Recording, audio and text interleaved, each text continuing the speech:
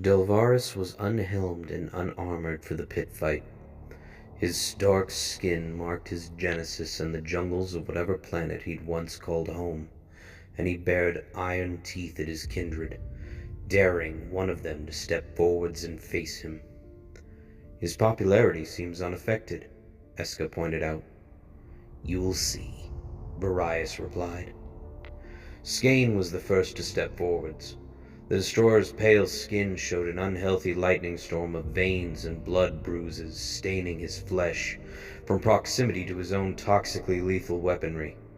His neck was collared in dark metal, forming armor around his augmetic throat.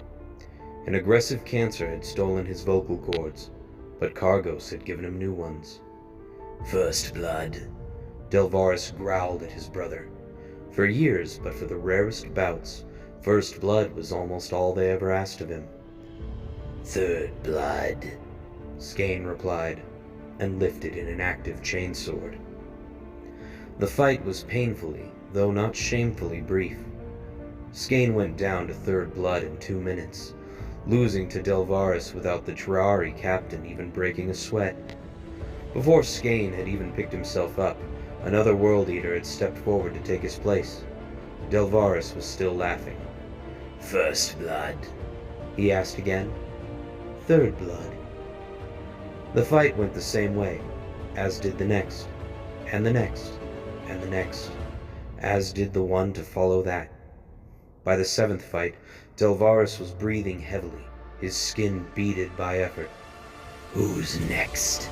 He cried over the hamstrung brothers at his feet. Who's next? Third blood, said yet another World Eater, lifting a stilled chain axe. This fight went to 4 minutes, ending with Delvarus smirking through the cheers. Tradition stated that no warrior should fight more than 8 bouts in a single night, else he attracted accusations of arrogance and vainglory, putting himself above his brothers. The Triari cast his meteor hammer to the deck, raising his fist in triumph. The cheers, however, had stopped cold. Delvarus turned to leave the circle and rejoin the crowd, but the World Eaters didn't part to make way for him.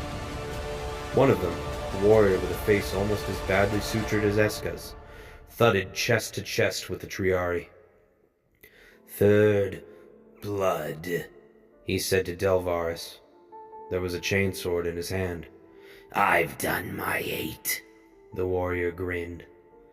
Third blood, the World Eater repeated, and shoved Delvarus back into the circle.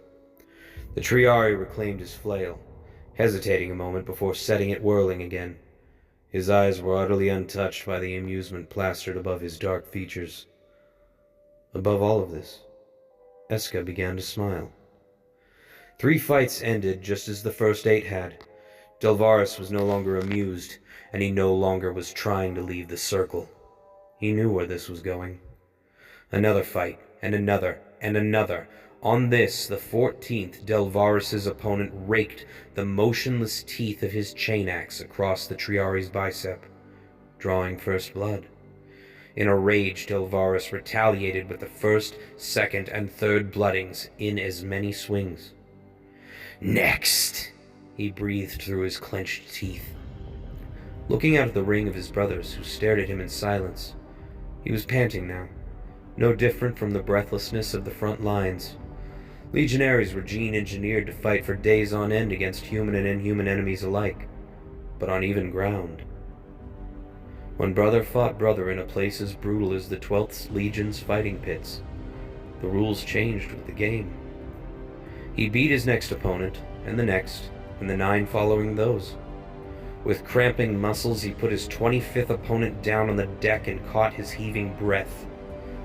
The 26th was tied at the 2nd blood for a dangerously long time.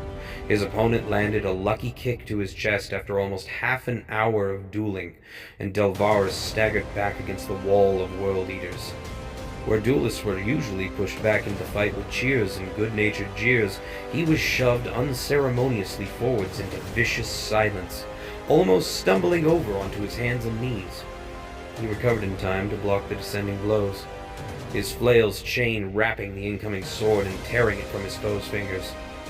Delvarus cannoned a fist into the warrior's face, breaking his nose and winning on third blood at last. He dragged in another breath. Next. The challenge was almost a wheeze. Cargo stepped forward. Sanguis extremis, he said. To the death.